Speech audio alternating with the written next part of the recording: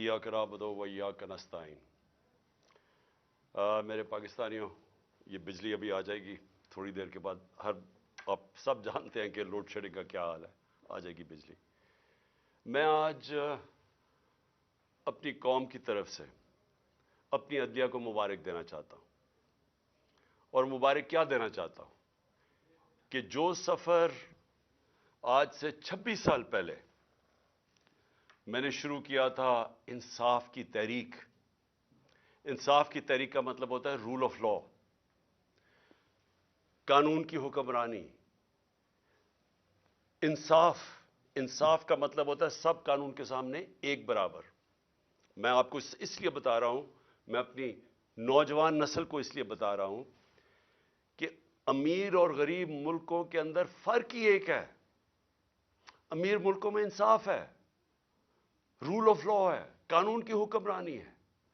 जिस मुल्क में भी गुर्बत है, एक एक मुल्क आप देख लें, उधर जंगल का कानून है, उधर ताकतवर के लिए एक कानून, कमजोर के लिए दूसरा। इसलिए आज जो उस रास्ते, यानी वो रास्ता जो इंशाअल्लाह पाकिस्तान को एक अजीम कौम बनाएगा, वो उस रास्ते के ऊपर हम निकल चुके हैं। हमारे सुप्रीम कोर्ट ने आज एक ऐसा फैसला किया कि उसने पाकिस्तान के आइन को, पाकिस्तान के कानून को उन्होंने आज अपहोल्ड किया। उन्होंने आज कायम की कानून की हुक्मरानी। और ये, अब मैं ये कहना चाहता हूं कि ये मेरी जिंदगी में मुझे अफसोस से कहना पड़ता है कि बहुत कम दफा ऐसे हुआ है। और काश कि ये पहले हो जाता तो आज पाकिस्तान एक वो मुल्क होता जो एक खुशहाल तरीन मुल्क होता। हम आज, हमारे ये हालात ना होते जो बदकिस्मती से आज पाकिस्तान के हालात हैं कि हमें हर जगह पैसे मांगने पड़ते हैं, कर्जे मांगने पड़ते हैं, हम जलील होते हैं, हमारे लोग जलील होते हैं, कौम की इज्जत नहीं है। जो कौम अपनी इज्जत नहीं कराती, दुनिया उसकी इज्जत नहीं करता।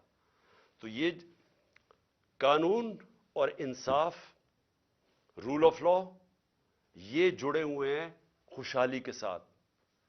एक कौम सिर्फ वो खुशहाल होती है जिधर तरक्की होती है, वो जुड़ी हुई होती है जिस मुल्क के अंदर इंसाफ होता है, कानून होता है।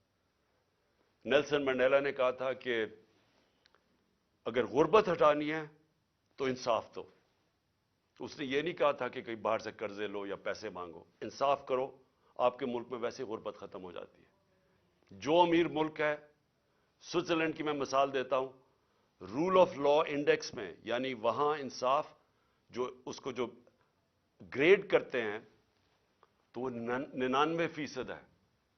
तो इसलिए वहां खुशहाली है, कुछ भी नहीं है, वसाइल भी नहीं है।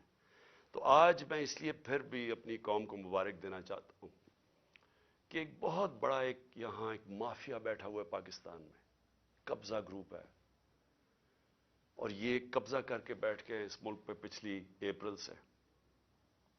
और इन्होंने हर किस्म की पाकिस्तान के अंदर जो बुनियादी इंसानी हुकूक है उनको ख़त्म किया। इन्होंने हर किस्म की कानून की वायलेशन की। इन्होंने वो काम किए जो किसी जमहूरियत में नहीं हो सकते, कि वो लोग पहले इक़्तिदार में आते हैं एक ऑक्शन के जरिए, इलेक्शन के जरिए नहीं, अवाम का मैंडेट लेके नहीं आते, पैसे खर्च करके, हराम के पैसे से लोगों को खरीद के एक साजिश के तहत, और बैरूनी साजिश साथ मिलवाई इन्होंने अपने साथ। पहले हम समझते थे कि बाहर से साजिश हुई है, इन्होंने साथ मिलाई। यहां के जो मीर सादिक थे, इन्होंने गद्दारी की। इन्होंने बाहर से कुव्वतों को अपने साथ मिला के ये साजिश की गवर्नमेंट गिराने की। और उसके नतीजे में वो लोग आए जिन्होंने वो काम किया है जो किसी जमहूरियत में हो ही नहीं सकता। अपने अरबों रुपए, 1100 अरब रुपए के इन्होंने केस माफ करवाए, सिर्फ कानून बदल के, पार्लियामेंट में बैठ के नैब की अमेंडमेंट चेंज करके 1100 अरब रुपए का फायदा करवाया अपने आप को। तो आज मैं, और फिर उन्होंने पूरी कोशिश की कि किसी ना किसी तरह ये इक़्तिदार में रहे, और हर वो कोशिश की कि किसी तरह अवाम की राय ना आए। जो भी बाय इलेक्शन हुए, और अल्लाह का करम है कि 30 बाय इलेक्शन जीती है तहरीक इंसाफ 37 बाय इलेक्शन में से, जब से हमारी गवर्नमेंट गई है। तो इसलिए डरते हैं इलेक्शन से, और इलेक्शन से बचने के लिए इन्होंने ہر کوشش کی اور یہ پوری کوشش کی کہ جب 90 دن کے اندر واضح تھا، آئین کے اندر واضح تھا کہ 90 دن سے زیادہ، جب اسمبلی ڈیزالو کی ہم نے، قربان کی اپنی دونوں اسمبلیز، تو جب یہ واضح تھا کہ 90 دن کے آگے نہیں جا سکتا الیکشن، تو انہوں نے پوری کوشش کی، گورنرز کو ساتھ ملایا، انہوں نے ہر کوشش کی کہ کسی طرح یہ الیکشن نہ ہو. اور سپریم کورٹ نے جب آج فیصلہ کیا تو میں پہلے تو سپریم کورٹ کو یہ کہنا چاہتا ہوں کہ قوم آپ کے ساتھ کھڑی ہے. قوم اس ملک میں ترسی ہوئی ہے انصاف کے لیے، رول آف لا کے لیے. اور میں آپ کو یقین دلاتا ہوں کہ یہ 99 نہیں ہے. 98 99 میں جب اس نے، اسی نون لیگ نے ایک سپریم کورٹ کے چیف جسٹس کو ڈنڈوں سے اٹیک کیا اور بھگوایا وہاں سے، اور پھر پیسے دیے، وہی رفیق تاڑڑ وہ پیسے لے کے بریف کیس لے کے گیا اور کوئٹہ بینچ خریدے. اور وہ چیف جسٹس جو سب آج تک سب سجاد علی شاہ کو سمجھتے ہیں کہ وہ ایک ایماندار دیانتدار چیف جسٹس تھا، اس کو سپریم کورٹ سے انہوں نے ہٹوایا. انہوں نے جوڈیشری کو تقسیم کیا. اور آج میں یہ دیکھ رہا ہوں لا منسٹر نے جو اسٹیٹمنٹ دی ہے، شرمناک ہے. پھر سے جوڈیشری کو تقسیم کرنے کی کوشش کی، جبکہ 5 ممبر بینچ نے سب نے ایک ہی چیز کہی کہ 90 دن سے آگے نہیں جا سکتا، 90 دن کے اندر الیکشن ہوں گے. 5 نے یہ کہا، اور انہوں نے 2 نے نہیں اتفاق کیا، لیکن اس چیز کے اوپر تو 5 متفق تھے کہ 90 دن کے اندر الیکشن کروانے. اور میں یہ جو لا منسٹر کی جو کوشش ہے اور نون لیگ کی ہمیشہ یہ کوشش رہی ہے کہ یہ انصاف سے بھاگتے ہیں، یہ آزاد عدلیہ کو کبھی نہیں چاہیں گے، کیونکہ یہ سارے اداروں کو کنٹرول کر کے ہی غیر قانونی چیز کر سکتے ہیں. جب تک ججز ان کے کنٹرول میں نہ ہوں، اور یہ جب ایک جج کو ٹیلی فون کر کے کہہ رہے ہیں کہ بے نظیر کو 3 سال نہیں 5 سال سزا ملنی چاہیے، یہ اس طرح کے ججز چاہتے ہیں. ان کو کبھی بھی آزاد اور کریڈیبل دیانتدار عدلیہ ان کو کبھی بھی پسند نہیں تھی.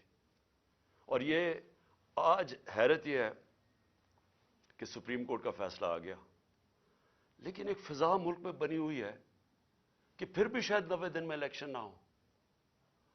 یہ اس سے کیا چیز ہمیں سمجھ آتی ہے کہ اتنا نقصان پہنچایا ہے اس مافیا نے، یہ شریف مافیا اور زرداری مافیا نے اتنا نقصان پہنچایا پاکستان کے اداروں کو کہ لوگوں کو اعتماد ہی اٹھ گیا ہے.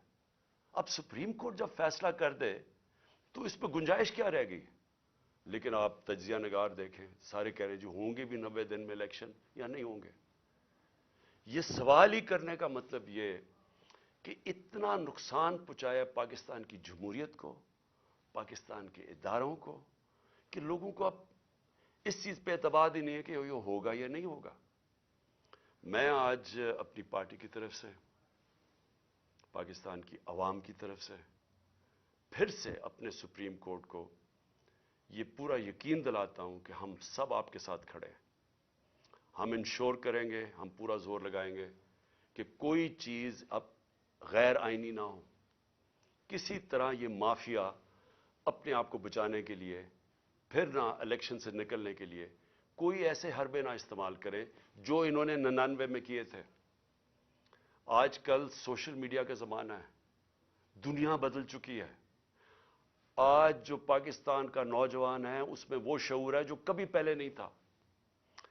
جب 98 99 میں جب بھی انہوں نے سپریم کورٹ پہ حملہ کیا تھا تو اس طرح کا شعور نہیں تھا. لوگوں کے پاس ایسی یہ جو انفارمیشن کی ریولوشن آئی ہے، یہ جو موبائل فون کے ذریعے آئی ہے، یہ ایسا شعور کسی میں بھی نہیں تھا. تو وہ تھوڑی دیر کے بعد ایک دم چپ کر کے ایشو سیٹل ہو گیا. مائٹ از رائٹ ہو گئی، جس کی لاٹھی اس کی بھینس بن گئی. جنگل کا قانون آ گیا کہ جب آپ نے چیف جسٹس کو بھگا دیا تو سارے چپ کر کے بیٹھ گئے. آج پاکستان بدل چکا ہے. اس ملک میں ساری قوم سارے ایشو سمجھ چکی ہے. یہ جو آج آپ قوم دیکھ رہے ہیں جو 30 بائی الیکشن جتوائیں اور جو ہر اوپینین پول کہتا ہے کہ قوم کیوں تحریک انصاف کے ساتھ کھڑی ہے؟ موبائل فونز کی وجہ سے. یہ جو آج سوشل میڈیا ہے، سوشل میڈیا نے وہ لوگوں میں ایسا شعور ہے کہ 1 گھنٹہ لگتا ہے، آپ کوئی جھوٹ بولیں 1 گھنٹے کے اندر سارا اگلا پچھلا بتا دیتے ہیں آپ کو کہ آپ نے پہلے کیا کہا تھا. اور اسی وجہ سے یہ پارٹیز نیچے گئی ہیں، جو مافیاز ہیں اس لیے ایکسپوز ہوئے ہیں لوگوں کے سامنے، کیونکہ ان کی ساری پرانی سٹیٹمنٹس تیار ہیں، لوگوں کے پاس ہے موبائل فون پہ. نہیں ہے تو سوشل میڈیا نکال لیتا ہے، اور جتنی تیز چیزیں وائرل ہوتی ہیں اخبار تو کل نکلے گا، آج ہی ساری شام کو سب کو پتا چل جاتا ہے ایشوز کا. تو میں آج کے فیصلے کے بعد جو ہم نے جیل بھرو تحریک تھی اس کو ہم نے اب ختم کیا، اور انشاءاللہ ہفتے کو سیٹرڈے کو ہفتے کو مغرب کے بعد ہم پورا لانچ کر رہے ہیں اپنی الیکشن کیمپین.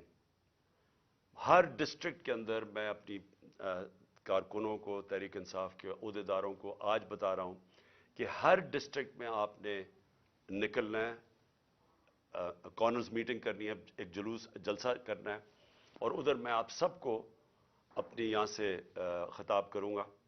اور اس کا مقصد یہ ہوگا کہ قوم کو میں یہ بتاؤں گا کہ جس دلدل میں ہم آج پھنس گئے ہیں اس سے نکلنا کیسے آپ، تو وہ کون سے ہم نے چیزیں کرنی ہیں پاکستان کو نکالنے کے لیے.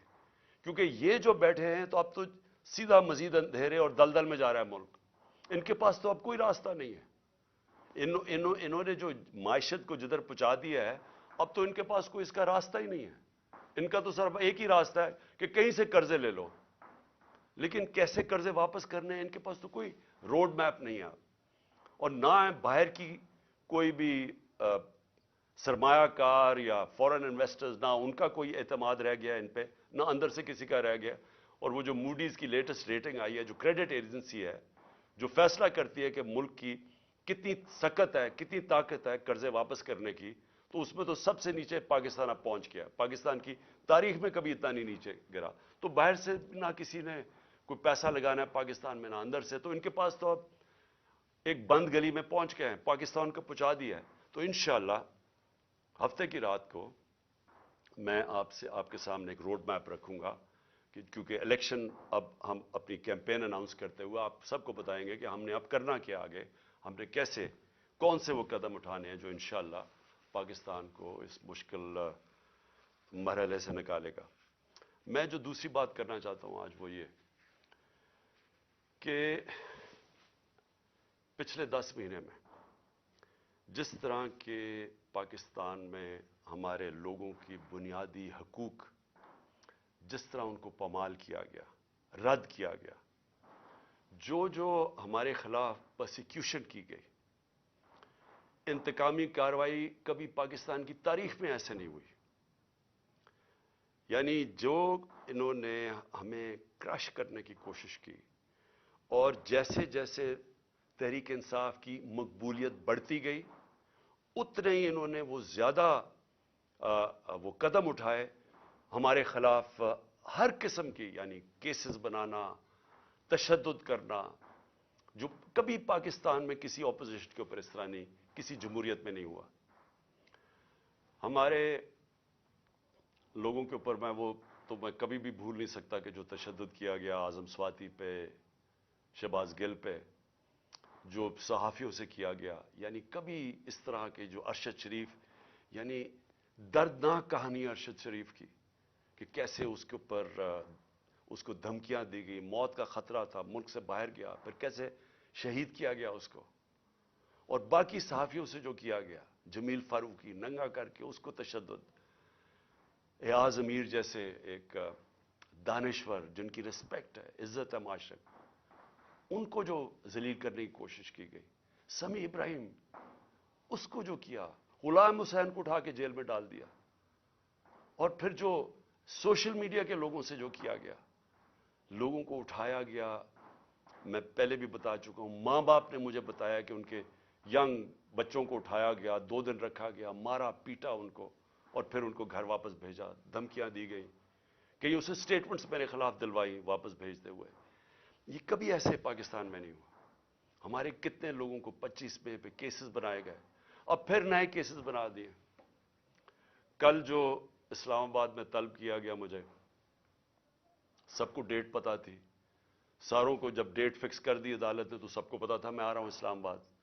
सबको पता हूं कि मैं पहली दफा, जब से मुझे ये गोलियां लगी हैं उसके पहली दफा इस्लामाबाद आना है, तो लोगों ने तो आना था। लेकिन जो अब लोगों के जुनून देख के, जो भी आपके सामने वो फुटेज तो सामने है, उसके ऊपर दहशतगर्दी के केसेस बना दिए। मजीद मेरे ऊपर 2 और केसेस बना दिए। 74 केसेस है मेरे ऊपर, सारी सीनियर लीडरशिप के ऊपर केसेस बना दिए। मुझे यह बताएं कि पाकिस्तान की तारीख में किस दौर के अंदर इस तरह कानून को मिसयूज किया गया, दहशतगर्दी के कानून को किस दौर में मिसयूज किया गया। मेरे ऊपर दहशतगर्दी का पर्चा कैसे बना? इलेक्शन कमीशन के बाहर एक पुरअमन एहतजाज होता है। नून लीग पूछे इनके दौर में, हमारे दौर में इन्होंने इलेक्शन कमीशन के बाहर एहतजाज किया, कितने इनके ऊपर पर्चे हुए। मरियम नवाज ने जब वो नैब गई, उसने पथराव किया नैब का, प्लान करके इनके लोगों ने जाके पथराव किया। कितने दहशतगर्दी के केसेस बने मेरे ऊपर। 74 केसेस में से जो केस बना दहशतगर्दी का, इलेक्शन कमीशन के बाहर एहतजाज होता है, मैं घर पे होता हूं, मेरे ऊपर दहशतगर्दी का केस। फिर ये जो इलेक्शन कमीशन, जो सब पता है, अब जो इलेक्शन कमीशन का रोल रहा है इसके अंदर, जब से हमने अपनी असेंबलीज डिसॉल्व की, जो इन्होंने केयरटेकर बनाया, जिस तरह की, यानी वो लोगों को बैठाया जो हमारे दुश्मन हैं, किसी तरह भी वो न्यूट्रल केयरटेकर में फिट नहीं करते। इलेक्शन कमीशन ने हमारे मुखालिफिन को यहां के बैठा दिया। जितने केसेस इलेक्शन कमीशन करता है हमारे खिलाफ, सबको पता है कि इससे ज्यादा जानबदार इलेक्शन कमीशन आया नहीं है। वो इलेक्शन कमीशन पहले मेरे ऊपर केस लगा था तोशाखाना का। तोशाखाना का केस है क्या, मैं जरा आज सब कौम के सामने क्लियर कर दूं। 70 साल से पाकिस्तान का कानून क्या है, जब भी आपको कोई बाहर से गिफ्ट्स मिलती हैं, जो 70 साल से हेड ऑफ स्टेट्स को गिफ्ट मिलती हैं, ब्यूरोक्रेट्स को मिलती हैं, जनरल्स को, आर्मी चीफ को मिलती हैं, कानून यह है कि वो जाता है तोशाखाना में, और पुराने जमाने में 20% या 15% आप देते थे और आप वो गिफ्ट रख सकते थे। ये कानून था। हमारे जमाने में वो 50% हमने कर दिया, 50% आप तोशाखाना में देते थे, आप वो रख सकते थे, उसके बाद वो आपकी प्रॉपर्टी बन जाती थी। आज तक कभी किसी से पूछा कि उसने उसके बाद क्या किया? मेरी मर्जी, मेरी प्रॉपर्टी है, मैं जो मर्जी करूं। उसके ऊपर केस कर दिया है। मैं चैलेंज करता हूं कि जिस दिन ये अदालत में जाएगा ये केस फारग हो जाएगा। लेकिन जिन्होंने तोशाखाना से चोरी किया, आसिफ जरदारी ने और नवाज शरीफ ने, गाड़ी आप तोशाखाना से नहीं निकाल सकते। 4 गाड़ियां नवाज शरीफ ने रखी इस्तेमाल करके, 8 साल के बाद कहता जी तोशाखाना में मैं पैसे दे के लेता हूं। जरदारी ने 4 गाड़ियां तोशाखाना से निकाली। ये तो कानून, ये तो चोरी है। उनके ऊपर केस नहीं है, उनके केस भी पड़ा हुआ था नैब में, वो नैब ने खारिज कर दिया वो केस। और दूसरा केस है फॉरेन फंडिंग का। पहले तो पता चला कि वो फॉरेन फंडिंग ही नहीं थी, उसके बाद इलेक्शन कमीशन ने चेंज किया, प्रोहिबिटिव फंडिंग। उसके अंदर तो कुछ था ही नहीं केस में। उस केस को जो अदालत ने रद्द किया हुआ है, बेल दे दी है सबको, मुझे उसके ऊपर वारंट निकाल दिए। जिस वक्त वो अदालत में जाएगा वो खारिज हो जाएगा। लेकिन दूसरी तरफ जरा देखें कि इनके केसेस जो माफ हुए हैं, शहबाज शरीफ की 24 अरब डॉलर के नैब और 24 अरब रुपए के नैब और एफआईए के अंदर केस थे, जो उन्होंने आते साथ ही माफ करवा लिए। 24 अरब के। नवाज शरीफ के एवन फील्ड्स के अंदर, मरियम नवाज के एवन फील्ड रेफरेंस में जो ये मेफेयर के फ्लैट हैं, क्योंकि मैं याद करा दूं लोगों को, ये हमने नहीं उसके ऊपर केस किया था, जो सारा वक्त मेरे ऊपर ये सब बोलते हैं। ये केस इनका इंकशाफ हुआ था पैनामा में। पैनामा के अंदर दुनिया में बड़े बड़े लोगों का, प्राइम मिनिस्टर्स का, वजीरों के इंकशाफ हो गए थे, जिनकी प्रॉपर्टीज छुपाई हुई थी उनमें। उसमें मरियम नवाज पकड़ी गई। 4 मेफेयर के 5 अरब रुपए के जो फ्लैट्स थे, वो निकला इसकी मलकियत। کیس تو ادھر شروع ہوا تھا، اور ان کے بیٹے، ان کے بھائی نے ٹی وی پہ جا کے کہا ہاں جی یہ مریم نواز کی ملکیت ہے اور وہ اس کی اونر ہے. وہ ہے 5 ارب کا. پھر چودھری شوگر مل میں 250 کروڑ کا کیس ہے. پھر نواز شریف کا چودھری شوگر مل میں اس کے اوپر بھی 250 کروڑ روپے کا کیس ہے. اور پھر توشہ خانہ میں 25 کروڑ کا کیس ہے. یہ سب معاف ہو چکے ہیں. آصف زرداری کی پاک لین ریفرنس میں 3.7 3 ارب 70 کروڑ روپے کا اس کا پاک لین ریفرنس ہے. اور اس کا جو فیک بینک اکاؤنٹ کیسز ہیں وہ ہیں 33 ارب کے. یہ ہیں ان کے، اس کے زرداری کے 37 ارب روپے کے کیسز ہیں. اور اس کے اوپر کوئی بات نہیں ہو رہی. 1100 ارب روپے کے ان کے سارے کیس معاف ہو گئے ہیں جب سے یہ آئے ہیں. اور یہ کبھی وہ توشہ خانہ پکڑتے ہیں، کبھی وہ فورن فنڈنگ پکڑتے ہیں. میں یہ بھی آج کہتا ہوں کہ جس دن ہم ساری پارٹیز کی ان کے اکاؤنٹ سامنے آئے، جی پوچھے تو صحیح یہ کدھر سے پیسے اکٹھے کرتے ہیں. ہم تو 8 سال سے اسکروٹی ہو رہی ہے ہماری. ہمارے پاس 40,000 ڈونر بیئرس ہے جو لوگوں کو کال کر کے کہتے ہیں انہوں نے کہا ہم نے پی ٹی آئی کو پیسے دیے ہیں. ذرا مجھے بتائیں ان کے پاس پیسہ کدھر سے آتا ہے. اور جس دن اس کی وجہ سے الیکشن کمیشن کا کیس نہیں سن رہا، وہ سامنے ہی نہیں آتا. عدالت کہہ بیٹھی ہے کہ ساری پارٹیز کے اکٹھے کیس سنے جائیں، لیکن ان کے کیس سامنے نہیں آتے. تو ہمارے اوپر کیسز کے علاوہ میں جو بتانا چاہتا ہوں کہ جس طرح جنرل امجد کو پکڑا گیا، میں تو جنرل امجد کو نہیں جانتا، میں تو ان کو ٹی وی پہ سنتا تھا. لیکن اگر کسی کو کوئی شک ہے کہ اگر کوئی محب وطن پاکستانی جو اس ملک کی درد رکھتا ہے، جس طرح وہ بولتے ہیں اور اپنے دل کی بات کرتے ہیں، اس کو اگر اٹھا کے جیل میں ڈال دیا، اور یعنی ہم سب اپنے آپ سے پوچھیں نا کہ اس کا مطلب پاکستان میں تو جمہوریت ختم ہو گئی ہے. یہ تو کوئی، یہاں تو کوئی پولیس اسٹیٹ بن گئی ہے. یہاں تو ایسا خوف آ گیا ہے کوئی سچ نہ بول دے، کسی طرح لوگوں کو کنٹرول کرو، میڈیا کی کس طرح آواز کنٹرول کرو. یعنی اس طرح کے کیا اس سے ہوگا کیا؟ مجھے تو ابھی یہ نہیں سمجھ آ رہی. کیا یہ بچ جائیں گے؟ کیا یہ لوگ ان چوروں کو ووٹ دے دیں گے اس کی وجہ سے کہ اگر آپ لوگوں کے منہ بند کر دیں؟ کیا ہمیں جو ڈرایا دھمکایا جا رہا ہے اور یہ جو ہر روز نئی ایف آئی آر، کیا اس سے ہم پیچھے ہٹ جائیں گے؟ ہمارے لوگ اس وقت جو جیلوں کے اندر گئے ہیں، جیل بھرو تحریک میں، ہر دوسرے شہر میں جاتے تھے اور زیادہ لوگ جیلوں کے لیے تیار ہو جاتے تھے. انہوں نے حالانکہ جیلوں میں، ہم پولیٹیکل پریزنرز یہ جا رہے ہیں، ہم سیاسی پریزنر، کوئی مجرم نہیں ہے، لیکن جیلوں میں ایسے رکھ رہے ہیں جیسے کہ کوئی دہشت گرد آ گئے یا کوئی ڈاکو آ گئے یا کرمنلز آ گئے، اس طرح کی ٹریٹمنٹ دے رہے ہیں. لیکن اس سے کوئی ڈرا نہیں ہے. لوگوں کا ہر شہر میں اور زیادہ لوگ تیار ہو گئے جیل میں جانے کے لیے. اور میں نے تو ابھی کال دینی تھی سارے پاکستان کے لیے. اگر یہ الیکشنز نہ کرواتے تو میرا اگلا تھا کہ ایک دن میں نے سارے پاکستان کو کال دینی تھی، سب ہم جا کے جیل بھر دیں. کیا کریں گے یہ؟ تو یہ خوف ہی دلوا رہے ہیں نا. یہ قوم اس خوف کی زنجیریں انہوں نے توڑ دی ہیں. کسی کو خوف نہیں ہے اس کا، لیکن ملک کو تباہی کی طرف دھکیل رہے ہیں. یہ سارے جو حربے استعمال کیے جا رہے ہیں ملک کو ادھر دھکیل رہے ہیں جدھر شاید کوئی بھی نہ نکال سکے اگر یہ زیادہ دیر بیٹھ گیا. میں ایک آج بات کرنا چاہتا ہوں، آخری 2 پوائنٹس ہیں میرے اوپر حملہ ہوتا ہے، مجھے پتا ہوتا ہے، اس سے پہلے میں بولتا رہا کہ میرے اوپر حملہ کرنے لگے ہیں، یہ میرے اوپر اٹیمپٹ ہونے لگا ہے، دینی انتہا پسند کے نام پہ مجھے مارا جائے گا. میں کہتا رہا اور میں نے کہا کہ اس میں طاقتور لوگ شامل ہیں، نام نہیں میں نے لیے. جب میرے اوپر اٹیمپٹ ہوا اور اللہ کی کوئی خاص ہی کرم تھا، اس نے مجھے بچا لیا، تو اس کے بعد میں نے ان 3 لوگوں کے نام لیے: ڈرٹی ہیری، شہباز شریف اور رانا ثناءاللہ. یہ تینوں شامل تھے. اور نواز شریف کو پتا تھا لندن میں بیٹھ کے. تسنیم حیدر کا جو لندن میں اس نے بات چیت کی، اس کا بیان کیوں نہیں ریکارڈ کیا گیا؟ ہمارے جے آئی ٹی نے کیا، اس کو جے آئی ٹی کو ختم کر دیا. JIT کو وہ کیا کہتا ہے کہ اس نے خود سنا نواز شریف کو کہتے ہوئے کہ عمران خان اور ارشد شریف کو مروانا ہے.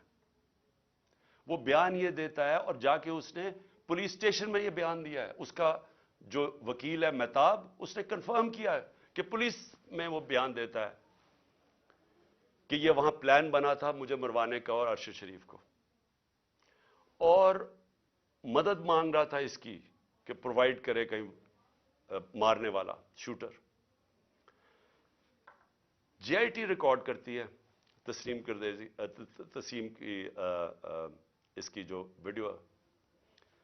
اس کے بعد کیا مجبوری تھی کہ کیئر ٹیکر گورنمنٹ JIT ختم کر دیتی ہے, اور JIT ختم کر کے 4 ان لوگوں کو JIT پہ بٹھا دیتی ہے, وہ JIT کے جو ممبرز جن کے اوپر پروسیکیوٹر جنرل کہتا ہے ٹیررسٹ کی عدالت میں جدھر کیس ہو رہا ہے, اس عدالت میں جج کے سامنے وہ پروسیکیوٹر کہتا ہے کہ 4 لوگ جو JIT کے ممبرز تھے انہوں نے JIT کو سیبوٹاج کرنے کی کوشش کی, ان کے اوپر کاروائی ہونی چاہیے. ان کو آپ JIT کے اوپر لے آئے ہیں یہ لوگ, ان کے ذریعے اب انویسٹیگیشن ہوگی. میرا اپنی ساری قوم کے سامنے سوال یہ ہے کہ کون ڈرا ہوا ہے اتنا زیادہ, کیوں ڈرے ہوئے ہیں یہ؟ اگر یہ بے قصور ہیں تو JIT کو کام کرنے دیتے, کیوں اتنے خوف زدہ ہیں کہ سچ قوم کے سامنے آ جائے گا؟ کیونکہ طاقتور یہ سارے اس میں ملوث ہیں. اب میں نے دوسری بات یہ کی کہ میرے اوپر یہ پھر اٹیک کریں گے, یہ زیادہ خوف زدہ ہیں. اب خوف زدہ یہ ہیں کہ یہ اگر اقتدار میں آ گیا تو شاید ان کی شامت آ جائے گی. اس ڈر سے اب انہوں نے پھر سے مجھے قتل کرنے کی کوشش کرنی ہے. میں ساری قوم کے سامنے کہہ رہا ہوں, یہ 3 اور بھی ان دونوں کے لوگوں کے ابھی میں نام نہیں لے رہا, لیکن میں نے اپنی ٹیپ کے اندر ان دونوں کے نام رکھے ہوئے جو میں نے ایک ٹیپ پہلے کی ریکارڈ کروائی ہوئے, کون وہ لوگ تھے جو شروع سے مجھے چاہتے تھے قتل کرنا. ان 3 کے علاوہ 2 اور کے نام ہیں اس میں, وہ سب سامنے آ جائے گا. لیکن میں قوم کے سامنے اب سوال یہ پوچھتا ہوں کہ جب میں کہہ رہا ہوں مجھے خطرہ تھا, پہلے میں کہہ رہا تھا مجھے خطرہ ہے, وہ اٹیمپٹ ہوا, اللہ نے بچایا. اب میں پھر کہہ رہا ہوں میرے پہ خطرہ ہے. میں اب یہ سوال پوچھتا ہوں کہ مجھے یہ عدالتوں میں جو دھکیلتے ہیں, کیا ان کو پتہ نہیں کہ میری جان خطرے میں ہے؟ میں نے جب لاہور ہائی کورٹ سے میرے جو وکیل تھے خواجہ طارق رحیم, انہوں نے وہ جج کو بتایا کہ دیکھیں اس کی جان خطرے میں ہے, آپ کو جب تک سیکیورٹی نہیں پرووائڈ کریں گے اس کو یہاں عدالت میں نہ لے کے آئیں. جج صاحب نے کہا, پولیس کو آرڈر کیا کہ اس کو سیکیورٹی پرووائڈ کی جائے, لیکن عدالت میں آنا پڑے گا. جب میں ہائی کورٹ پہنچا تو وہاں پولیس سیکیورٹی کیا پرووائڈ کرتی, پولیس ہی بھاگ گئی. میں گاڑی میں بیٹھا رہا بڑی دیر کیونکہ وہاں کوئی سیکیورٹی نہیں تھی. آخر میں کیونکہ میں اپنی عدلیہ کی عزت کرتا ہوں اور کروانا چاہتا ہوں قوم کو, اس کی وجہ سے میں پھر چل کے گیا وہاں. اس کے بعد اب پھر 3 مجھے پیشیاں بھرنی پڑی اسلام آباد میں, اور پیشیاں یہ ہیں کہ جناب دہشت گردی کا میرے پر کیس جو ہے کہ میں وہاں تھا بھی نہیں, وہ ادھر الیکشن کمیشن کے بعد جدھر مظاہرہ ہوتا ہے میرے پر کیس ہے. اس طرح کے کیسز ہیں. یہ کیسز نہیں ہے کہ اربوں روپے کی ملک کا پیسہ چوری کر کے ملک سے باہر لے گیا جو ان چوروں نے کیا ہوا ہے. اس کے اوپر 3 مختلف جگہ پہ مجھے پیشی کرنی پڑی. کوئی پولیس سیکیورٹی نہیں تھی, کوئی بھی کسی ٹائم پہ واردات کر سکتا تھا.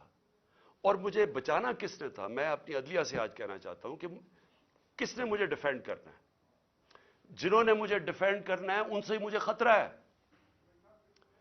کیا انٹیریئر منسٹر مجھے ڈیفینڈ کرے گا؟ یہ شہباز شریف کرے گا؟ ان کے نیچے ساری فیڈرل گورنمنٹ کی ایجنسیز ہیں, ان کے نیچے پولیس ہے, تو خطرہ تو ان سے ہے. کیا ڈرٹی ہیری مجھے ڈیفینڈ کرے گا جو خود ہی سب سے بڑا خطرہ مجھے اس سے ہے؟ کون ڈیفینڈ کرے گا؟ تو مجھے ان پبلک جگہوں پہ لے کے جا رہے ہیں, جبکہ میں یہ بتا دوں جو نوید جو شوٹر ہے جس نے مجھے گولیاں ماری تھی, یہ 3 میری ٹانگ پہ اور اوروں کو لگی تھی, اس کی ٹرائل اس کو عدالت نہیں جانا پڑا کیونکہ وہ کہتے ہیں اس کی جان کو خطرہ ہے. اس کی جیل میں ہو رہی ہے ٹرائل, اس کی ویڈیو کانفرنس پہ ہو رہی ہے, تو میری کیوں نہیں ہو سکتی؟ میں نے جرم کتنا, جو قتل کرنے والا ہے وہ تو وہاں بیٹھ کے اس کا ٹرائل ہو رہی.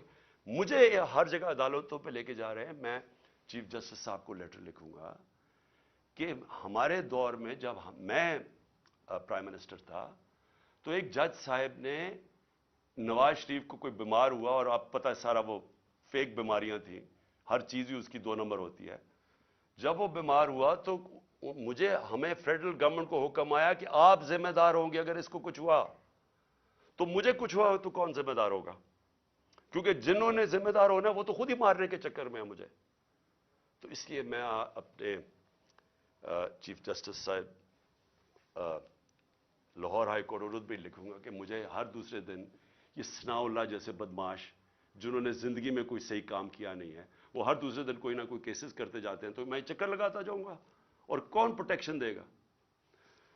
میں آخر میں آخری بات کرتا ہوں کہ سوال یہ ہے اب کہ یہ کیوں بھاگ رہے ہیں الیکشن سے؟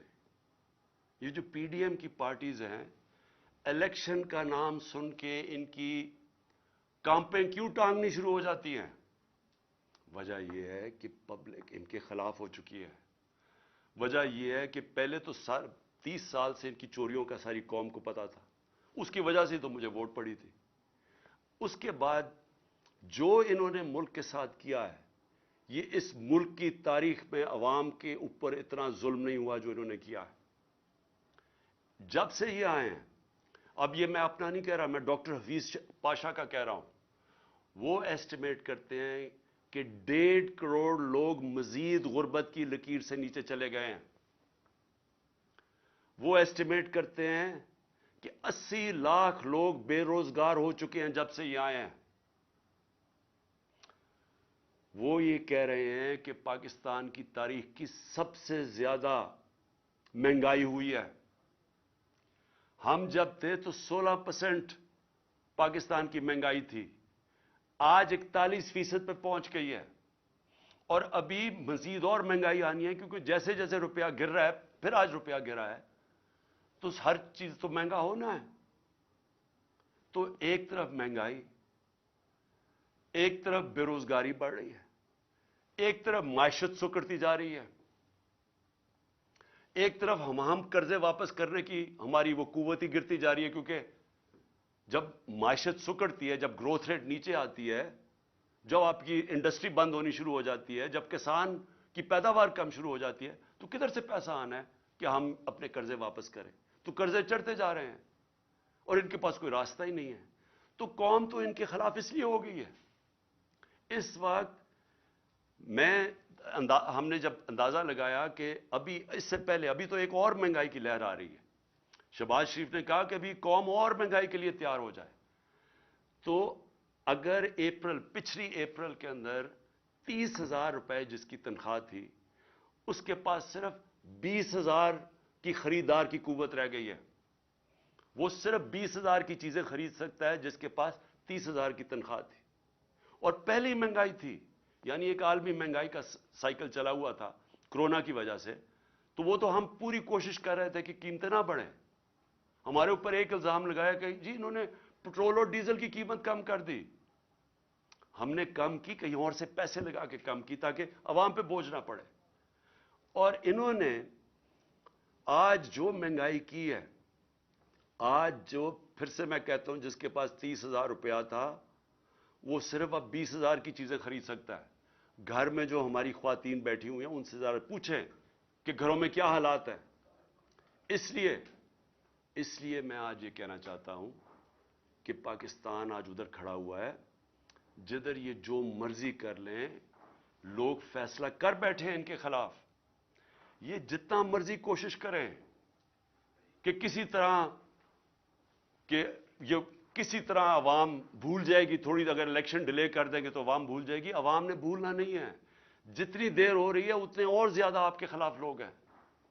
راجن پور میں جو الیکشن ہوا، راجن پور کے الیکشن کے اندر ایک قوم کو پتا چلا کہ جو مرضی انہوں نے چیزیں کی، ہر قسم کا حربہ استعمال کیا.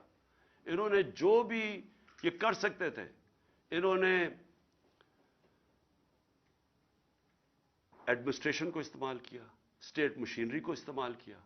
انہوں نے ہر چیز استعمال کی کسی نہ کسی طرح وہ الیکشن جیتنے کے لیے. الیکشن کمیشن نے ان کی مدد کی. اس کو 50,000 ان کے نون کو ووٹ پڑ کیسے گئی؟ لوگ تو تھے ہی نہیں.